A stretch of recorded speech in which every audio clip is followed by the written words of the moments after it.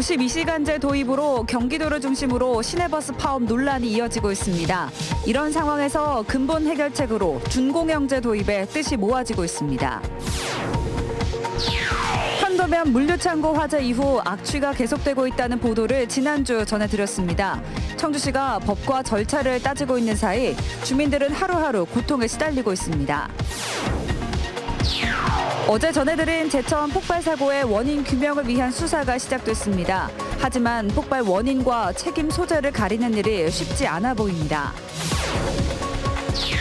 자유한국당 황교안 대표가 충북 민생 투어에 나선 가운데 민주노총과 시민단체가 기습 시위를 벌였습니다. 한국당 지지자들까지 뒤엉켜 아수라장으로 변했습니다. 여러분 안녕하십니까? CJB 8시 뉴스 시작합니다. 청주 지역 시내버스 파업을 놓고 지방노동위원회에서 조정이 진행되고 있습니다. 시내버스 파업 여부는 오늘 밤 늦게 결정될 것으로 보입니다. 만약 파업이 현실화되면 당장 내일 아침부터 교통 대란이 벌어질 전망입니다. 김기수 기자입니다. 버스 파업 여부가 결정되는 조정위원회가 예상보다 1시간 늦은 오후 6시에 시작됐습니다. 청주 지역 버스 노동조합 측이 요구하는 것은 52시간 근무제에 따른 임금 손실 보전과 임금 인상, 정년 연장 등입니다. 내년 1월부터 주 52시간이 적용되면 20에서 30만 원 정도의 임금이 줄어들기 때문에 이를 보전하는 것과 정년을 기존 62세에서 노동 가능 연령인 65세로 연장해달라는 것이 골자입니다. 결국 한국노총 소속의 청신운수와 동일운수, 청주교통, 한성운수의 버스 노동조합은 지난 8일 90%가 넘는 찬성률로 파업을 결의했습니다. 파업 예상 인원은 580여 명, 243대의 버스가 멈춰설 것으로 보입니다. 청주시는 파업에 참여하지 않는 우진교통과 동양교통의 예비 차량까지 동원할 예정.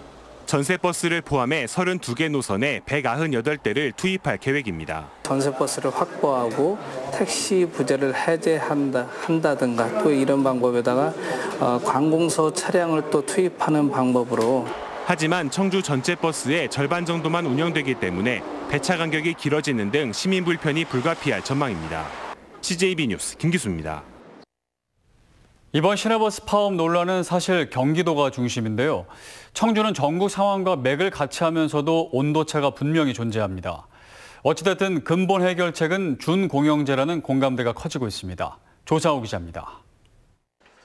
상시 고용 인원이 300명이 넘어 충북에선 유일하게 오는 7월부터 주 52시간제를 적용받는 우진교통. 한 달 근로 일수를 하루씩 줄이고 운전기사를 15명 더 채용하는 선에서 준비를 마쳤습니다. 청주 6개 시내버스 회사는 이미 1990년대 초반부터 1일 2교대제를 시행 중이어서 격일제로 운영하는 경기도보다 주 52시간제 충격파가 심하지 않은 상황입니다. 청주는 그 전부터 2교대로 하면서 또 다행히 그 어려운 부분은 좀 피해가는 부분이 있는데요. 그래도 하루 정도를 이렇게 줄이면서 우진 같은 경우에는 15명 정도 더 고용을 했고요.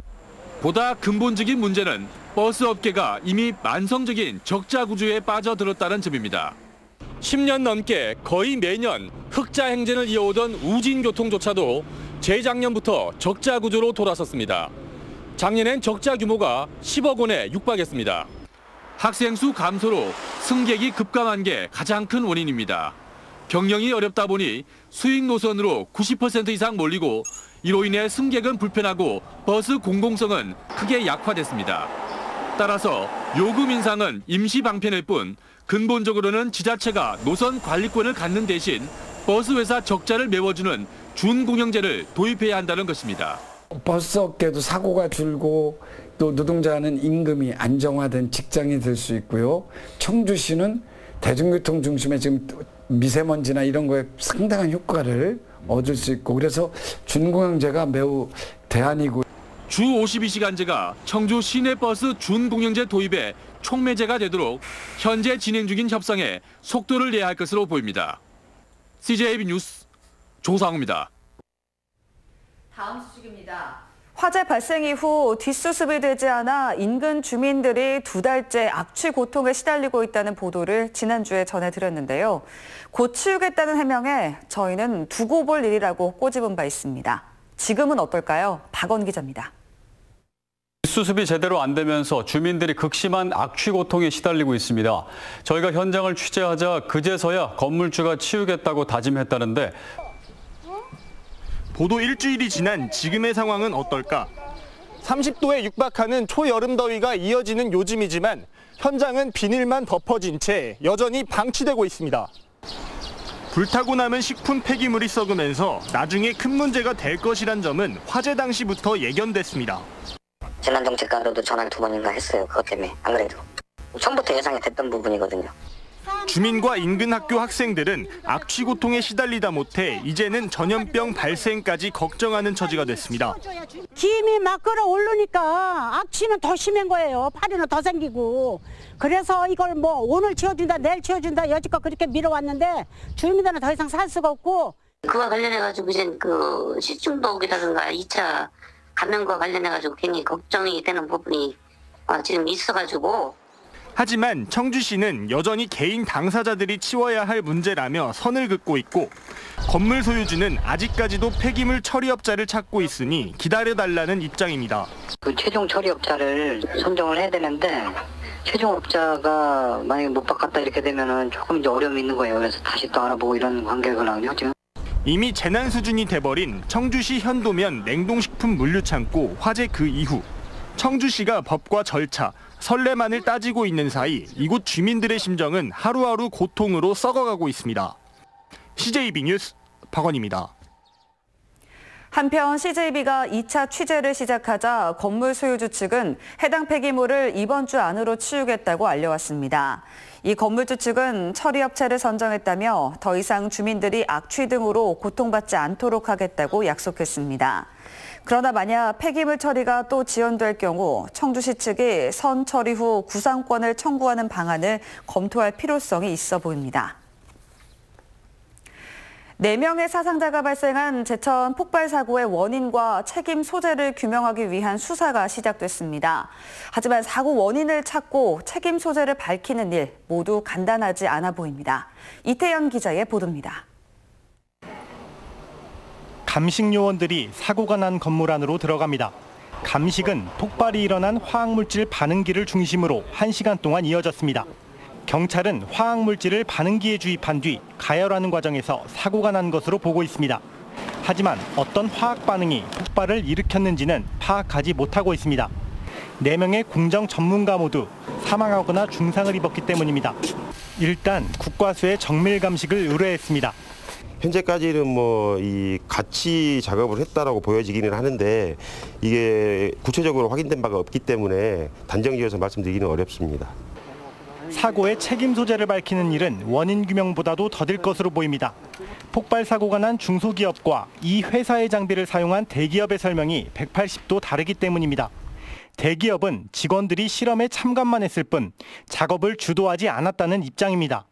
이에 반해 사고가 난 중소기업은 해당 대기업이 이전에도 종종 장비를 대여해 사용했고 화학물질 합성은 전문적인 기술이 필요해 자신들은 보조 역할만 했을 뿐이라는 겁니다. 한편 4명의 사상자 가운데 2명은 대기업 소속이고 다른 2명은 사고기업의 직원으로 부상자 모두 생사의 기로에 서 있어 폭발 원인과 책임 소재를 가리는 난제는 수사당국의 손으로 넘어갔습니다. CJB 뉴스 이태현입니다.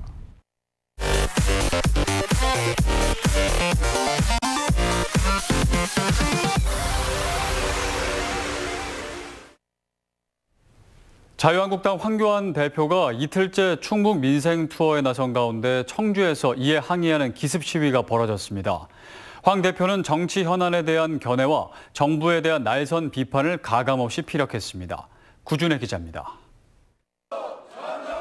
자유한국당 황교안 대표의 청주 민생 투어가 시작 전부터 난관에 부딪혔습니다. 민주노총과 시민단체가 행사장 앞에서 황 대표 방문에 항의하는 기습 시위를 벌였습니다. 한국당 지지자들까지 뒤엉켜 아수라장으로 변했습니다. 황교안은 물러가고 전당을 해체하라! 약속 시간을 넘긴 황 대표는 경찰의 도움을 받고서야 행사장에 입장했습니다. 여러분들이 지금 보시는 이런 상황이 현재의 우리나라의 법치의 수준입니다. 우여곡절 끝에 시작된 청주시 학교운영협의회와의 간담회. 황 대표는 장애 학생과 다문화 학생에 대한 어려운 현실을 경청하고 대책 마련을 약속했습니다. 현 정부의 교육 정책에 대해서는 이념주도 교육이라며 비판했습니다. 이 정권은 교육을 바라보는 시각 자체가 대한민국이 그동안 지켜온 가치관과 맞지 않는 부분이 너무 많습니다. 앞서 제천 지역 농가를 찾아 일손을 도운 황 대표는 문재인 대통령이 한국당을 겨냥해 막말 정치를 비판한 데 대해 민주당은 낡은 잣대를 버리라고 반박했습니다. 민주당이 그동안 정말 낡은 잣대를 가지고 과거로만 돌아가는 이런 행태를 보이지 않았습니까? 취임 이후 처음 충북을 찾은 황교안 대표는 혹독한 신고식을 치르고 대전으로 향했습니다. CJB 뉴스 구준혜입니다. 충북 혁신도시가 있는 진천군 덕산면이 읍으로 승격했습니다. 행정안전부는 덕산면 인구가 지난해 11월 2만 명을 넘어섰고 법이 정한 요건을 충족함에 따라 읍 승격을 승인했습니다. 이로써 진천군은 이읍 5면의 행정체제를 갖추게 됐습니다. 진천군은 오는 7월 1일 공식 승격을 목표로 자치법규 제정, 도로 안내 표지판 정비 등 후속 절차에 돌입했습니다. 충북교육청이 38회 스승의 날을 맞아 교원 208명에게 각종 포상을 수여했습니다. 조희행 서원고 교장이 홍조 근정 훈장을, 최길스 성화초 교장 등 3명이 대통령 표창을 받고 장관 표창 100명, 교육감 표창 9명을 비롯해 교원 4명도 충북교사상을 수상했습니다. 충청북도와 교육청이 자립형 사립고 신설을 접고 대신 전국 단위 모집 학교 지정을 함께 추진하기로 했습니다. 하지만 첫 단추인 교원대 부설 고등학교의 오송 이전부터 녹록지 않은 과정이 기다리고 있습니다. 조영광 기자입니다. 지난 1994년 개교한 한국교원대 부설 고등학교입니다.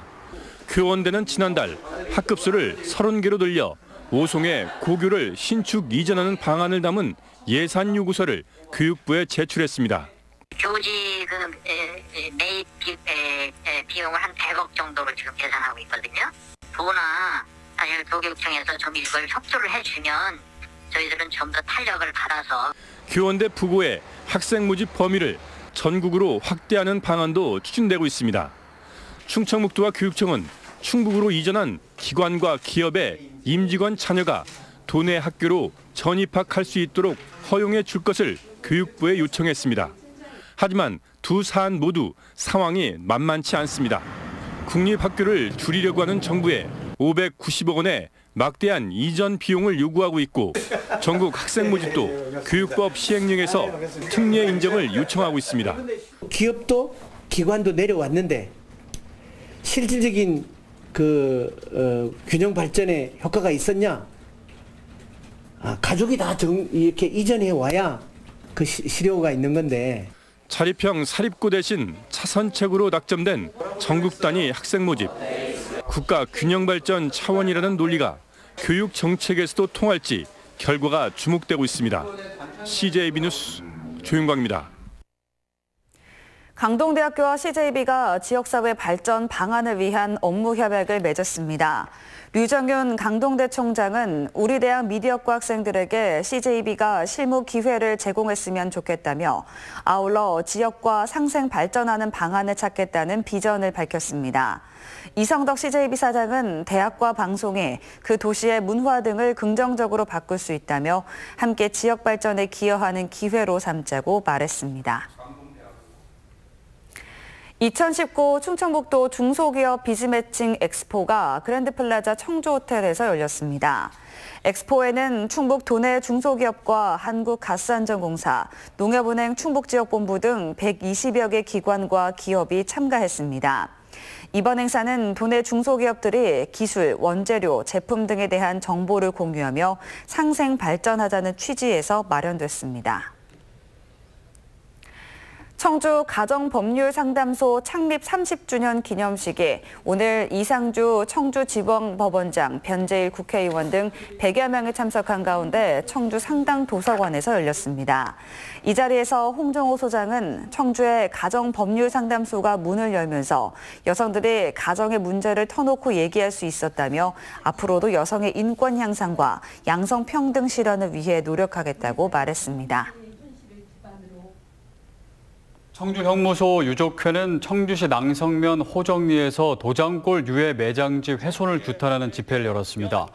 유족회는 청주시가 도장골 유해 매장지에서 감벌 사업을 하면서 현장을 무단으로 훼손했다며 관련 공무원 문책과 매장지 발굴을 요구했습니다. 청주시 낭성면 도장골은 1950년 7월 대한민국 군경이 청주 형무소 재소자 100여 명을 학살한 곳입니다. 권대윤 충북소방본부장이 인사혁신처 중앙징계위원회에서 정직 1개월 처분을 받았습니다. 지난해 9월 권 본부장은 부하 직원에 대한 부적절한 언행 등으로 내부 투서가 이어지며 국무조정실 복무감찰반 감찰을 받아왔습니다. 권 본부장은 정직 처분이 부당하다며 소청 심사를 접수할 예정입니다. 이상으로 CJB 8시 뉴스를 모두 마칩니다. 시청해주신 여러분 고맙습니다.